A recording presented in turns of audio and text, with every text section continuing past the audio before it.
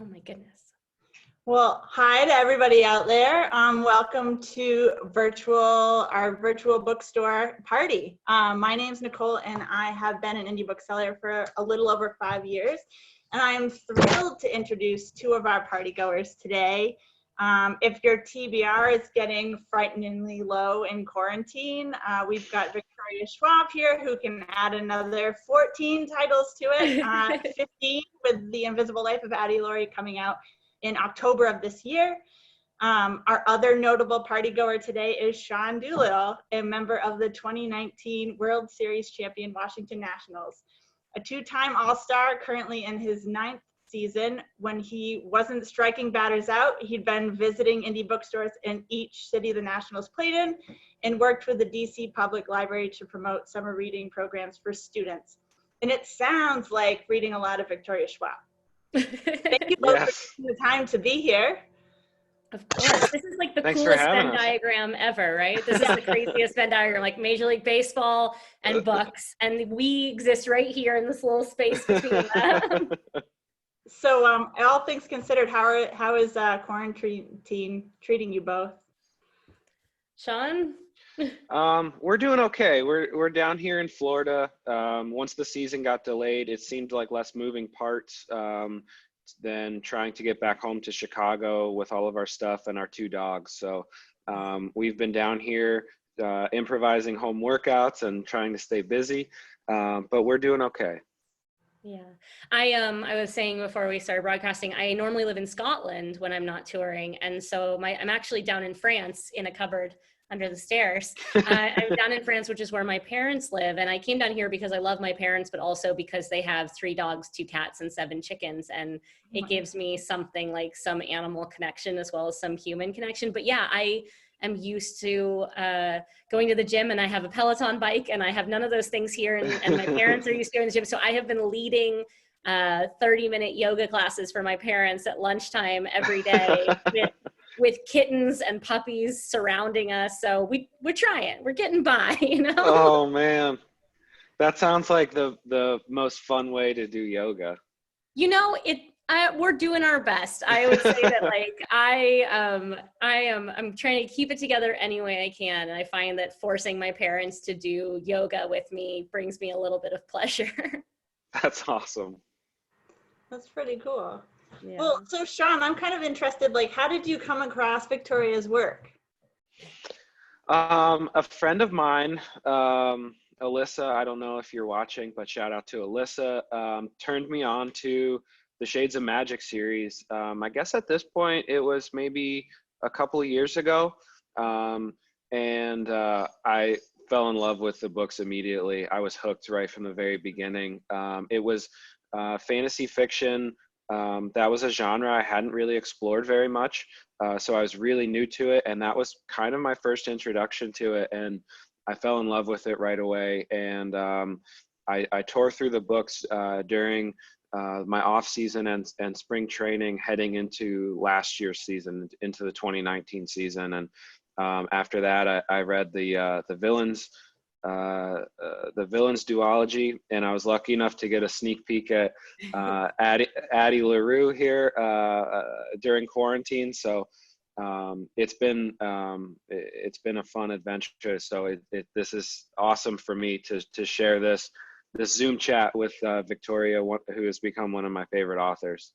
Oh, thank you, Sean. It's pretty surreal. I will say every now and then, like, the convergence of fandoms is a crazy thing. I had a lot of people in my fandom being like, how does Sean Doolittle know who you are? And I was like, but it gets to like a really cool thing about fandom, whether it's book fandom or movie fandom, whatever it is that it's not a ladder, right? Like, you can be a fan of anything, whether it's in a completely different field, whether it's in a different place in your own field. Like, fandom can, in that way, be a really cool equalizer. And so it was very surreal. I got a message from Melissa, who's a mutual friend of ours, being like, I gave my friend Sean, I told him to pick up your books. And then, like, as this spiraled out, Alyssa, I think, has been very validated and very proud. And I've been thrilled and delighted. It's wonderful. Like, even at our Nationals Fan Fest event that we had this most recent off season, it was in January of this year. there was someone there that brought a copy of Darker Shades of Magic, and they wanted me to sign the cover, and I was like, I hope this, I did, and I was like, I hope this is okay. I don't know the rules here, but it was like that was like a really cool example of how everything just kind of has come together. Well, and like big or small, I mean, and I talk about this a lot, you know, word of mouth and hand selling, that kind of brings us to indie bookstores, but like word of mouth and hand selling are how readerships happen organically. And so for me, it's so cool when you find out who is not only liking your books, but who's helping your books find new people, right? Who's becoming a part of the chain of communicability of fandom and of readership. I think it's really wonderful when I, you know, have events and people come up and there's like a group of them together and I get to ask, like, where did it start, right? Which one of you read it and gave it to someone else? And so to get to see somebody not only liking your work, but then kind of passing that on and sharing that word and spreading that word. I'm somebody who, while I am a lot of books in, the vast majority of my readership has been built by people hand selling and sharing those books one at a time. So I am just immeasurably grateful that Sean found the books and that now people are finding them through you, Sean. Yeah, and you definitely have a huge fandom in indie booksellers. Like, that's how I found you as well. I have a lot of New England booksellers that just push your stuff. And it's great. It's great. Well, the thing is, I think, you know, it's really easy I get called like an overnight success a lot, which is really funny, I think, because I started really young, but A Darker Shade of Magic is my 8th book. And the funny thing about overnight success is it doesn't credit a lot of the people who helped readers find my work along the way. And the fact is, like, before I had like a shelf in Barnes and Noble, I had indie booksellers in shops across the country reading books one at a time and just handing the Archived or the Near Witch or, you know, Vicious, which came before Dark Shade Magic, to people. And so I have gotten to see firsthand over the last 10 years almost the importance of just one person believing in your book at a time and realizing that, like, it is individual people who are making sure that those books get into people's hands. So like my love for the indie book community goes back to the very beginning, when I wasn't even really shelved in chains, when nobody knew who I was. I still had those independent booksellers who were kind of keeping me alive in other people's minds. And I'm eternally grateful for that. That's great. So we should talk about Addie LaRue. Yeah. I think I maybe saw somewhere that you had said that this book has taken longer than some of them. 9 years. Yeah. So I'd love to hear a little bit about that, and then maybe Sean can give us some like teasers. Well, I got the idea for it almost exactly 9 years ago. So I was 23 and I was staying in a prison warden's backyard in Liverpool, England, which is another story. And it was really, really bad, is all you have to know. It was a terrible experience in many ways. And because of that, another housemate offered to drop me off places during the day. Like she was a clerk who worked on developing the storefronts for shoes. Like, she developed the displays. And one day she dropped me in the middle of the Lake District in Northern England for 8 hours and just was like, I'll come back and get you on my way back. And I found myself wandering all by myself through the hills, like very gray and green world of a place called Ambleside, which until the electricity comes on in the evening, it could be 200 years ago. You wouldn't know. It's just one of those really timeless places. And I was just thinking as I was hiking about time and memory. Like, I was thinking about loneliness and memory. And I was specifically thinking about Peter Pan because I'm a huge Peter Pan fan, but I'm a huge Peter Pan fan because I think it's such a sad story.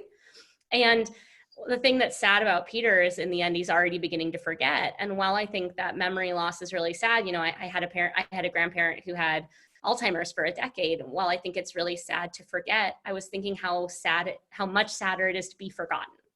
Like, how much worse it would be, because at least when you're forgetting, there's a measure of absenteeism to the loss. But when you're the one being forgotten, like, you feel the entirety of that pain. And so I was just thinking, as I was wandering through the countryside, what it would be like if you were forgotten by everyone you met, and how it would be terrible to live that way for a lifetime. But what if you didn't die? So it had a very morbid start. And then I didn't know what to do with it. I had a question and I didn't have a plot. And so I have this 6-burner stove concept that I talk about whenever I talk about craft, which is this idea that like my brain is a 6-burner stove and one thing is on high heat at any given time and the rest of the things are just mulling. And so I put it on a back burner to just mull for 4 or 5 years, and I would keep checking in on it every couple of years and just see if it had come along. And sometimes I would have a piece of the voice, but I have a really strict rule that I don't start writing a book until I know exactly how it ends. And finally, a couple of years ago, I figured out the ending. And so then at age 31 instead of 21, basically, I started writing and finished writing Addie LaRue. That's so cool. A long road. What do you have for some takeaways for us? What do you have? Me? Yeah, like we want to. I loved it, and I just want to say before we get into discussing the book, one of my favorite things about following Victoria on social media is how she gives people a little bit of a glimpse into her process about writing, and it's not like all we see is the finished product, right? So like I read this book, and the way that it comes together, the plot, the character development, it's all so well done. But like then you go back and you learn that this book was 10 years in the making, while other really good books of hers have come out, and you're like, it's like, how do you juggle that? And like I think that to me is so mind-blowing, and I think it's so impressive. And then you know, reading the book, I had so much fun with this book. I can't wait for people to check it out. I loved the idea that I loved the way that it combined like the nonlinear storytelling of it. Part of it starts in the 1700s in France, and then we're also in modern day New York City, but it comes together in a really, really cool way. I really identified with a couple of the characters. People are gonna love it. I don't want to give too much away, but I had a lot of fun with it. Well, and Sean, I just want to say thank you for bringing up a really good point there, which is that because I started really young, when I first started in publishing, I noticed that very few people were talking about the creative process in an honest way, or in a holistic way, I should say. They were really big on talking about when things went well and when they had good news to share, but creativity can be super lonely, and nobody was ever talking about having bad days or doubt or really any of the persistent things. There was the idea that once you became a published author, these were things you didn't speak about. And I found that super lonely and ostracizing, because what happens then is this false correlation that if you're having a hard time, it's a reflection of your ability as a writer and not the fact that creativity is hard, right?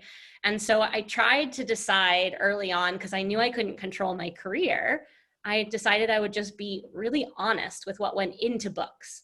And my hope was that even if somebody didn't like one of my books, at least they would understand, they would have a glimpse behind the curtain of what goes into a book and how it doesn't just, when I was growing up, I thought author was just a name on the cover.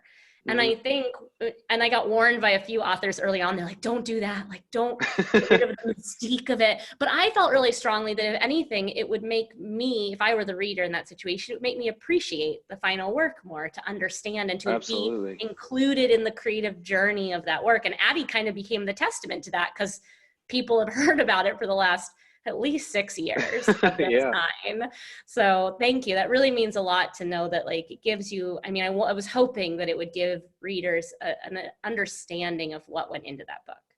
It's just so, like, I think people have this, and I know that I did until like I started following you and really learning more about some of what goes into the creative process. But I think people have this idea that authors are just like in maybe like their home office or their attic, like in like a Johnny Depp secret window, like a universe where they're just like pounding away at a typewriter and like, writing and like crumpling up papers and throwing them and then like starting over.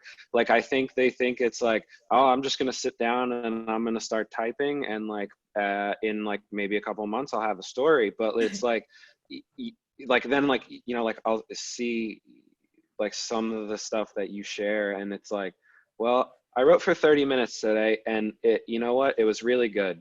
And I'm like, wow, like, I guess that's like, for me, like I'm as like a baseball player, like a lot of people don't see what goes in to preparing for a season or preparing for a game. It's not this perfect like incline build up. Like, there are peaks and valleys, there are good days and bad days. And you're constantly learning from that. Some months are really good during a season, and some months are really terrible, but you learn from those and you continue to try to get better. And it's just fascinating to me. So I am very grateful that you share that part of the process with us. It's a bit of a universal craft moment. I mean, no matter what it is that you're doing, I'm learning violin for the first time. And one, I love it because guess what? Like, I'm terrible at it, and it's excellent because it's not my job. Nobody cares. And I've forgotten that it's like okay to be bad at things without restraints. But the thing is, like, you think of anyone, an artist, a musician, an athlete, a performer, a novelist, and we see the end result. Mm-hmm. And I think it's incredibly important, especially as we have this more like global internet culture, to not erase the humanity behind that result. Because one, it's very important to remember that your creators and your athletes and your everyone's are human, but also I think it creates just a better appreciation for what goes into it. And if you're an aspiring athlete, artist, Mm-hmm. writer, musician, you don't feel alone when you have those hard days, and you get to celebrate when you have those good days, and you understand that these hills and these valleys are par for any journey when you're dedicated to something. Totally. Because the end result, like whether it's a new novel, or as a pitcher, like you're going out there, like you're still putting all of the work that you've put in behind the scenes. Now it's public, and people are going to have an opinion on whether it's a book or your pitching performance. And you're going to hear about it. Whether it's a review or facing questions from the media, standing in front of your locker after a game. I try to use social media in the same way to connect with fans. I try to explain myself and provide context for my performance and what my thought process was, especially if it didn't go the right way. That way people at least know what I was thinking, what I was trying to do. But like I've found that there might be some more similarities there than I had initially thought, and I've been able to connect with that, and I can empathize with that process of even if like still writing a book to me is just I don't know how anybody does it. So it's been really cool to kind of get a look behind the scenes.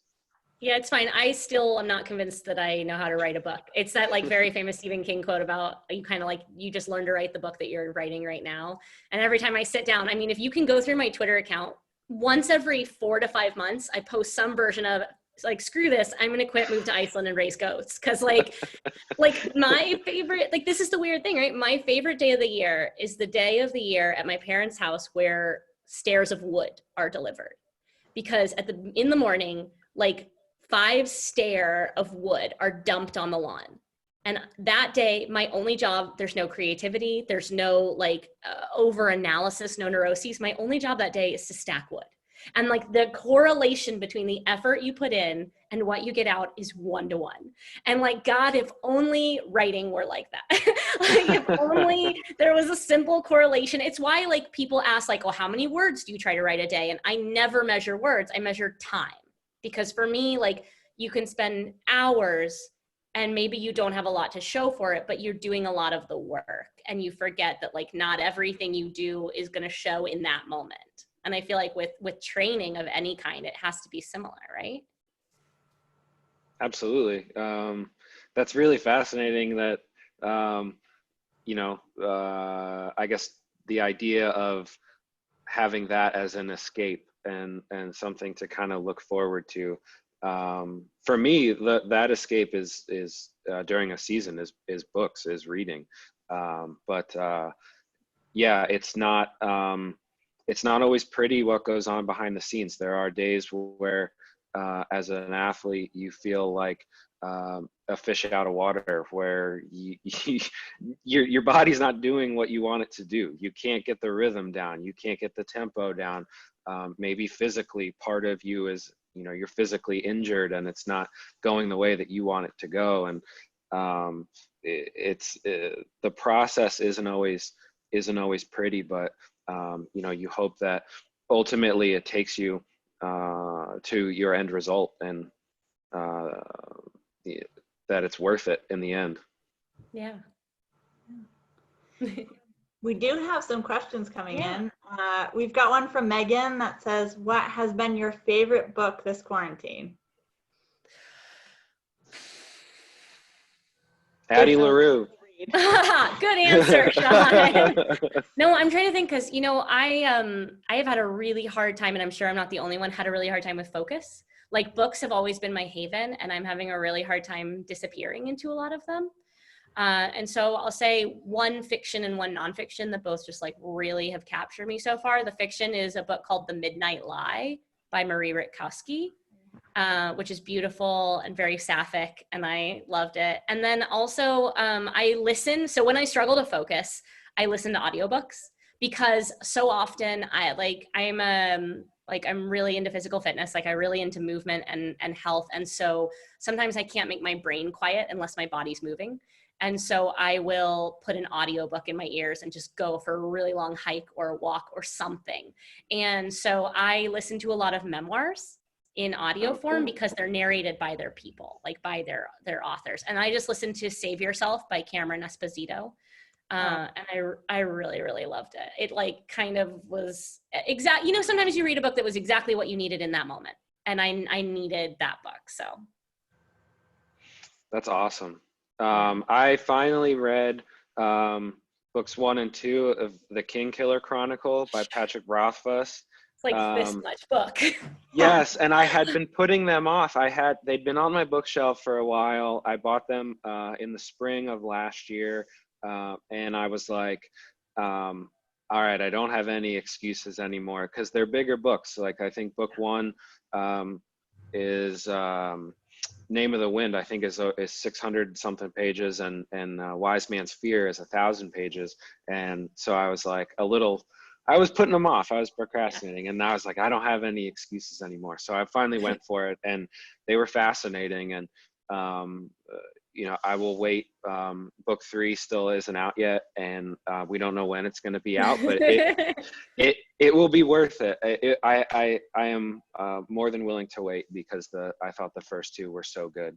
And then also for my one nonfiction, I really enjoyed. I got to read John Moe's new book, The Hilarious World of Depression, which I thought was a really honest look into mental health issues.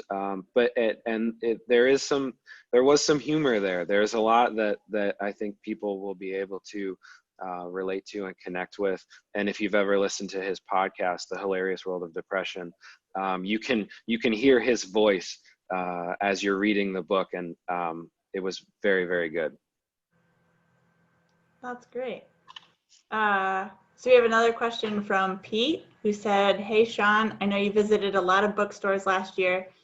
What makes some stores special or memorable? I think they're all kind of memorable in their own way, because I think I found that indie bookstores have a way of kind of capturing the characteristics and the vibes of the cities or the neighborhoods that they're in. And that's been one of the most fun parts of exploring different cities and finding indie bookstores. They take you a little bit off the beaten path, right? Like typically when we travel, you have to go into a different neighborhood other than maybe where the team hotel is or where the stadium is.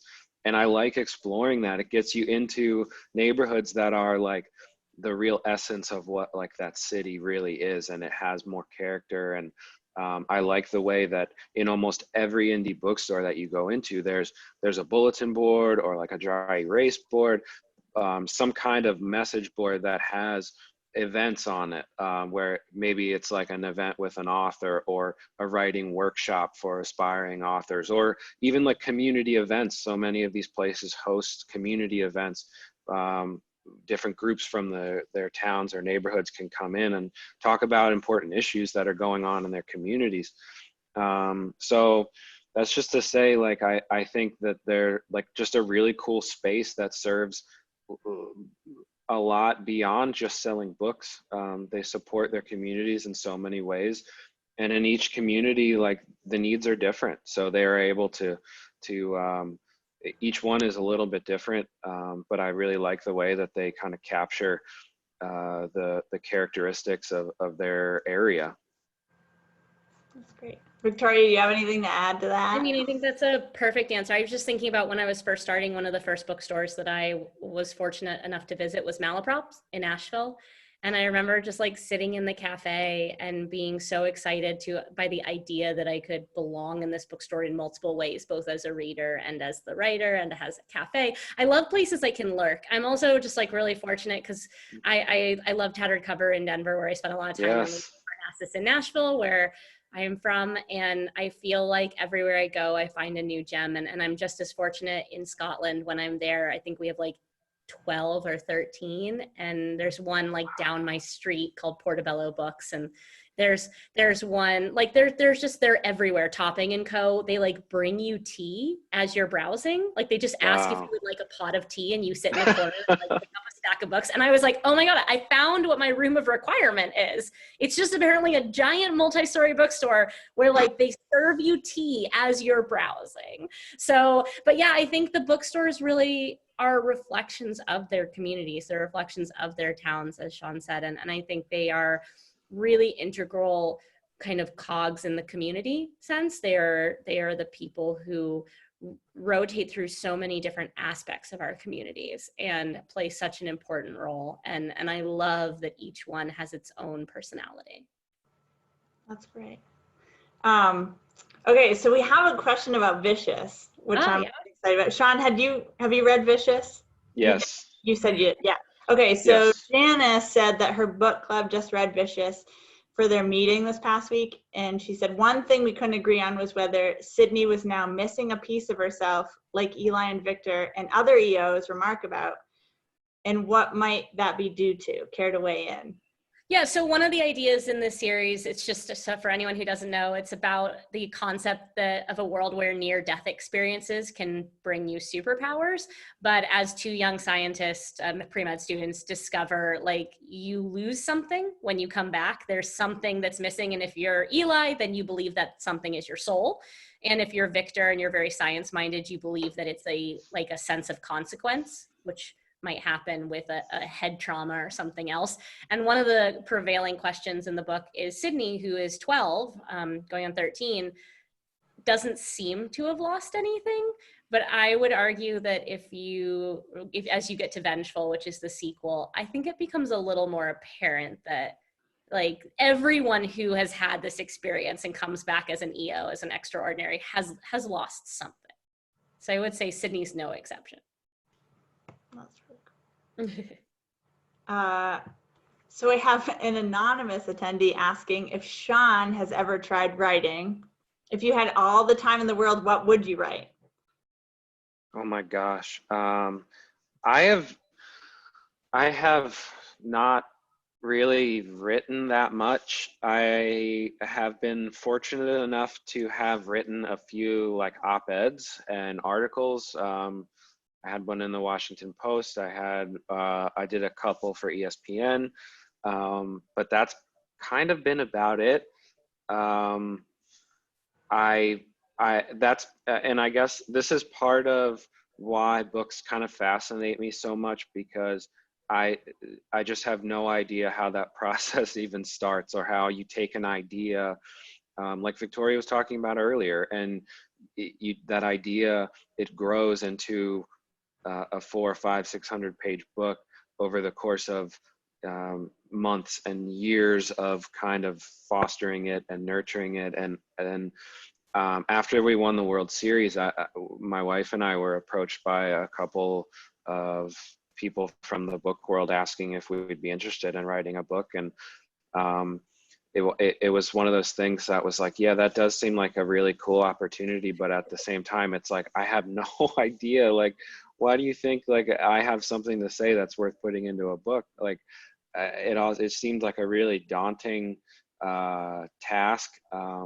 We ended up passing, but like, you know, maybe at some point in retirement, I'll revisit it and go from there. But so far I stick to the 280 characters on Twitter, and that's plenty. that's plenty. Well, Sean, I definitely think that you would have something to say. And I will just say, like, if you ever feel like the fact that you're daunted by it is an indicator that you shouldn't do it, being daunted by it is marvelous. Also, like, the first novel I ever wrote, I wrote it as like a 19-year-old exclusively because I truly felt I couldn't hold my thoughts together for like a 200-300 page novel, because it is such a ridiculously daunting thing. And even like, if you look at the Shades of Magic series, my brain couldn't handle thinking of them as novels. So I looked at them as like a collection of escalating episodes. So like, I was like, okay, can I look at like a set piece of like 2,000 to 3,000 words? And so like the best example, and this isn't a spoiler, is at the beginning of Gathering of Shadows, there's a sequence where Delilah Bard is tied up on a ship in the middle of the sea. And it's about her like claiming the ship and like winning a bet. And that is like 3,000 to 4,000 words. And I like just wrote it as if it were a capsule narrative. And then I was like, what if I could write a whole book and just pretend like it's full of episodes Wow. so I don't have to think about it. And then you just escalate the episodes. So if you are daunted, like, being daunted is not a disclaimer for not doing it. And like, try it. I would love like try a short story. Like try it. Maybe. I don't have an excuse right now. I can't really say like I'm too busy, but I know I don't have excuses either right now. And it's hard. Well, I know I had mentioned there's definitely, that I'm aware of, a New England fandom for Victoria. And lo and behold, we have an indie bookseller from North Conway, Jess, who has asked, die-hard fan, by the way, what can you tell your fans about what similarities there are between Addie and the rest of your works? You know, it's really interesting. When I first wrote Addie, I had a massive existential crisis that none of my existing readers were going to like it. Because I was like, oh God, I've gone too far. And then as Addie came together and as I revised it, which is where most of the work is, it took on more and more and more of me. And something that has been the common factor across all of my books is that I've written them for versions of myself, right? And I think that becomes almost like a common style thread between them. The City of Ghost books are written for 11-year-old me, and The Archived was written for 15-year-old me, and Monsters of Verity was 17, and Vicious was 25, and Vengeful was 30. And so my books shift already to follow who I am. Addie LaRue is in many ways the most me book that I've written. It has a touch of magic, it has a touch of darkness, but at its core, it's about turning 30 and the weird adulthood marker where you're suddenly supposed to know what you're doing and nobody really does, but because you're 30, you're like an adult. And Henry, who's the human boy in the book who became the most me person I've ever written, essentially describes it as bending down to tie your shoe and looking up and everyone else is a mile ahead. And I feel like while the magic system might be different in this book, I feel like it's still very me. Like it's an existential crisis wrapped in fiction, which I would argue most of my books are. And it's an exploration of sexuality and identity. It's just, I think if you didn't know me, this would be a weird one to start with, and that like it would give you an idea that I write a specific kind of book. And I would say this is definitely at like the literary edge of my spectrum, but I don't think I no longer worry that it won't appeal to my existing readers. That's an inarticulate way of saying that. I think if you like my other books, I think there's a really good chance that you'll like this one. And if you didn't like my other books, there's probably a really good chance that you'll like this one. Like, it's very much, it's a weird standalone deal with the devil, the closest thing to a romance that I will ever write. And if anyone's read any of my books, you should be very concerned, because there's a reason that I don't write romance, because it very rarely ends well. Yeah, I don't know what to expect from this book. It is to the fans out there that you were talking to. It is different. It's a standalone book, but it's so good. You're able to talk about the magic, but like still in a way that people can really like identify with and relate to. As somebody that like very like I identified with Henry the most probably, and as someone who deals with like imposter syndrome like in a very real way, and thinking about where I am versus where other pitchers might be in their careers, or other players, what their career trajectories are doing. I'm 33 now. I'm old for the baseball world. So like I'm starting to think about how am I going to finish my career, and like what can I do to kind of turn back the clock and get another few really good years before I'm done. Like there are things that people will be able to connect with in this book that people are going to love it. I hope so. I will say the advanced reviews that have come in, I do feel like people are at least connecting into characters that I would have not expected them to have, or that I think they might not have expected to have connected with. I mean, at the end of the day, yeah, it's a book about imposter syndrome. It's a book about leaving your mark on the world. It's a book about that sense that time is going by too quickly and you don't know what to do. I think at its heart, even though it's a deal with the devil novel, it's a novel about a lot of really universal crises. Yeah, I'm excited about it. I'm so nervous. I like to say this is a book that I put probably a little too much of myself in. Yeah, but it's pay off. It seems like it's already, from what I can see. It's done my now. side There's of the no back. We have another question for Sean. What books really captured you as a kid that might resonate for kids today? As a kid, I was super into Goosebumps.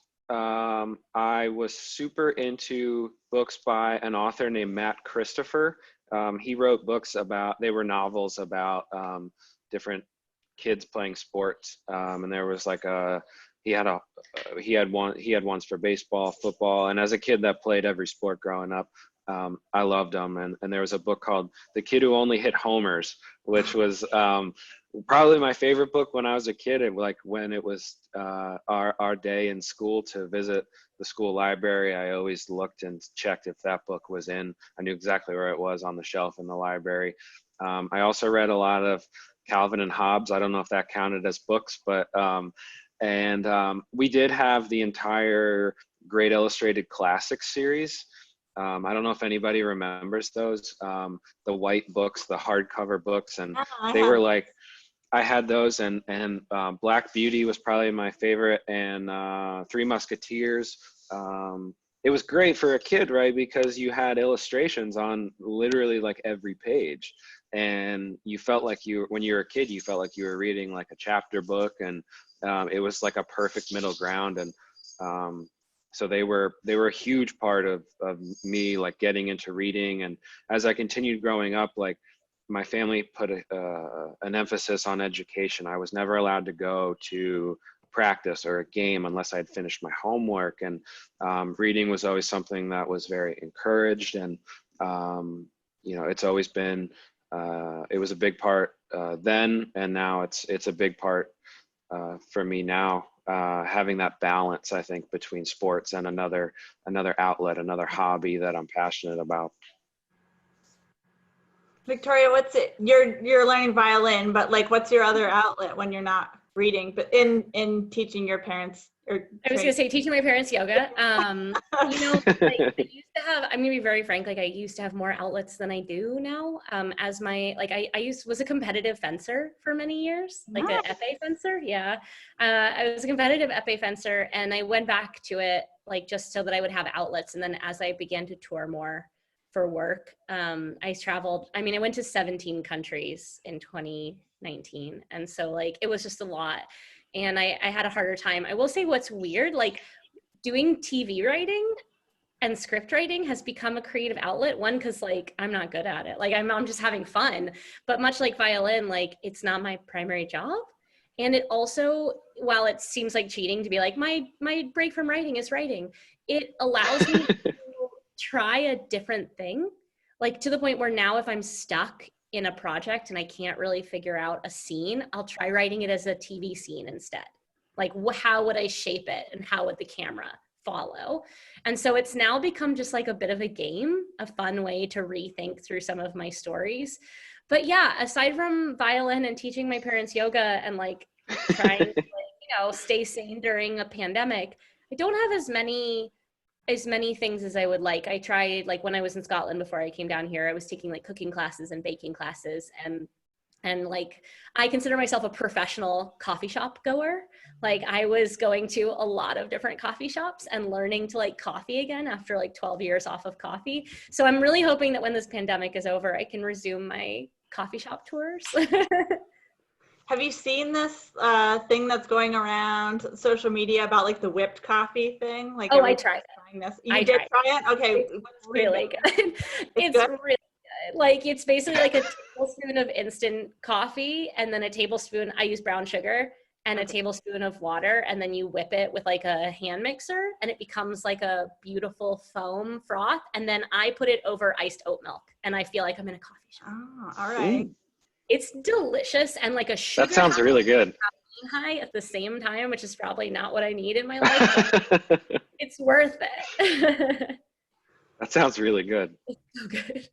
I've been wanting to try it. I'm just a little nervous, but it's worth it. I like got instant coffee just to try it because I did too, but I've been withholding because I'm just it's worth it. I highly recommend though, anytime anything calls for white sugar, if you have brown sugar, it's just much better. Like everything is better. Like I substitute a third in recipes, and with this, like very worth the brown sugar. Okay. All right. You heard it here. Homework now. That's awesome. We had a question that I'm excited to ask. What quarantunes are you two listening to stay in shape for your reading, writing, and baseball passions? Whoa. That's so weird that they phrased it that way because you have a playlist called Quarantunes? Oh, yeah, I do. Oh I don't know. How weird is that? I'm such a dork. I'm glad that there's someone else out there that shares my sense of humor and bad wordplay. I love it. Are these like workout tunes for you or chill tunes? These are chill tunes, and I have kind of been listening to them more during the workouts that I've been doing because I don't have any workout equipment here. But we're staying in a rental house, and I've had to improvise a lot of my workouts. I was able to take some really basic equipment home on the last day before they shut the facility down, but it's mostly like resistance bands. I do have like a medicine ball, really like rudimentary stuff. I have like some ankle weights and some wrist weights that I can use to do like my arm exercises and stuff. So I found it that I do better at my workouts when I'm a little bit more chill. So it's a lot of Grateful Dead, it's a lot of Fish, it's a lot of Allman Brothers, Bruce Springsteen. I'm from New Jersey, so I listen to Bruce Springsteen a ton still. So a lot of stuff like that.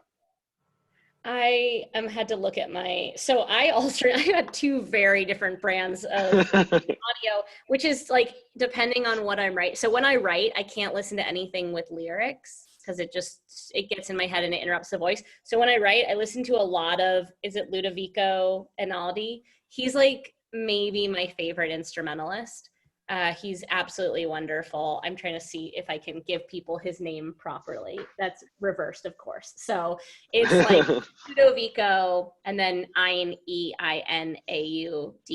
And I find it just like a full range of passions. But when I just need to like blast some music and work out, because again, I had a Peloton in Scotland, and here, what my parents were able to dig up from their garage is like a traction bicycle. Like it doesn't even plug in. Like it has like 5 settings and it's pretty much just like slight resistance.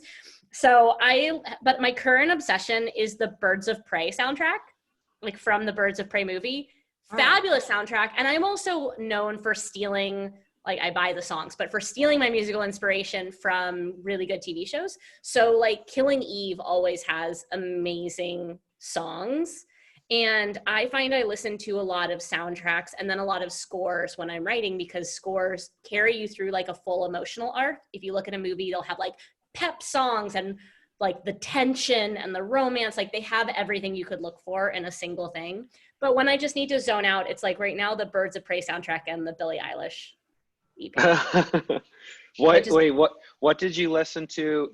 Was there like a go-to during Addie LaRue? Did you have like one thing that you went to the most? Yeah, I probably like, hold on, I have to pull it up. Because this is the thing, I'm just like, I'm not a good memory person. I kind of block out things. Well, and I know Tor just did that Spotify playlist. Yes, so that's a good one to go to, because my editor kept a much better record of like, we would pass songs back and forth. But I'm somebody who like, I'll find a song and then listen to it 72 times on repeat. Yes.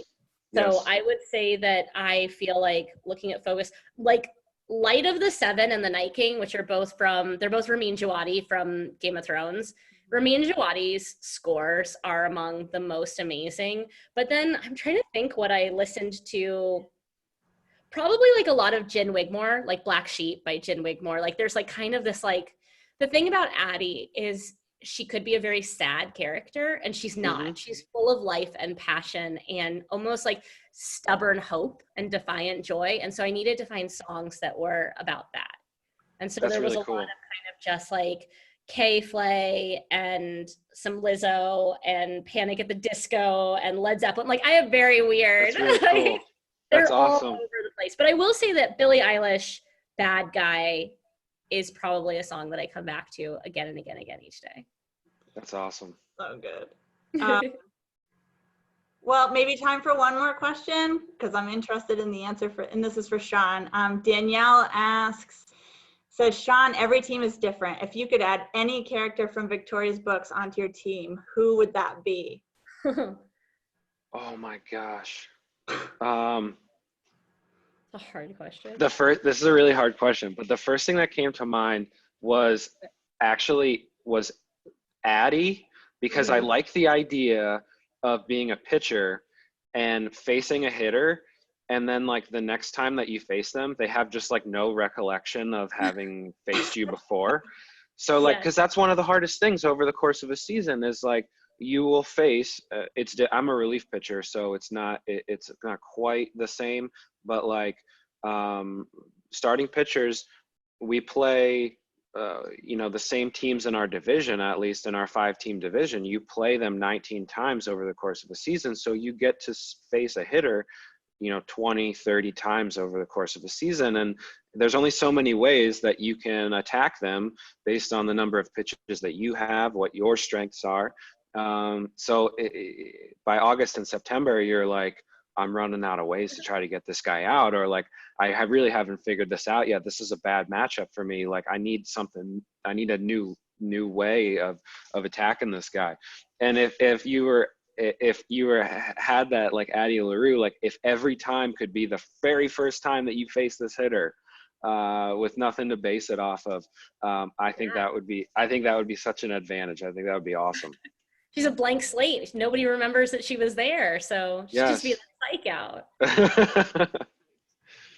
I love that. Well, I know, Victoria, you're hopping from this party to another party on your Instagram tonight, right? Yeah, at 11 o'clock my time, 8 a.m. Melbourne time, /5 p.m. New York time, which is 2 p.m.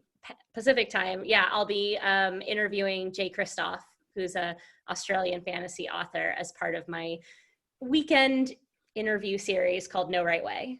Yeah, no, just like a nice transition from talking like baseball to... Yeah, I have enough time to like grab a cup of tea and then put on my murder hat and discuss, fictional fictional atrocities with Jay, but this is an absolute joy. Like, Yeah. this is the first time Sean and I have gotten to actually like talk voice to voice, face to face. It's amazing. Yeah. Small world. Also, what did we do before Zooms? And also, will I ever have to do in-person events ever? I also want to point out, I am not wearing real pants right now because somebody advertised this event and they were like, we put on pants. And I was like, I did not put on pants. Like, I'm wearing leggings. Don't worry. Like, I'm wearing something. But like, I think I saw real pants was described as hard pants the other day, like pants that have zippers. And I think that I'm probably like not going back to hard pants. Hard. Like, we're giving up handshakes and hard pants. Like, that's where these are my lines now. Like, I don't think I tried to like put on a zipper with a button and everything, like real pants, the other day, and it was just not worth it at all. It was like, no, not today, Satan. Pants are non-essential. I've been wearing like workout, like gym shorts like for the entire time. So that's pretty much we what have I've enough been. to worry about. I feel like hard pants should not be on that list. Yeah, or like belts, like remember belts? Like there's no point. Everything only matters from here up. Oh boy. Well, what a takeaway message. Thank you both so much for doing this. And it was great to get to talk to you both. This was a joy, and just thank you for everything that you're doing right now, and thank you to Green Apple, and thank you to all of the indie bookstores. Like, we're gonna get through this, and we're gonna get through it together, because just as we talked about in the beginning, indie bookstores are part of our community, and we're part of their community, and like, we are truly in this together. Yeah. I want to. I also did want to plug the Save Indie Bookstores, the fundraiser that they have going on, which is raising funds that will be distributed to help support bookstores all across the country during this time. And Green Apple Books is one of my favorite stops that I made on my adventure last year. I know my hometown bookstore, the Book Table in Chicago. All bookstores are trying to figure out how to navigate this. And so if you can, Save Indie Bookstores is a great way to kind of help all of them. If you have one that you like, that's your hometown, or that's your go-to, think about supporting them on IndieBound or a Libro FM.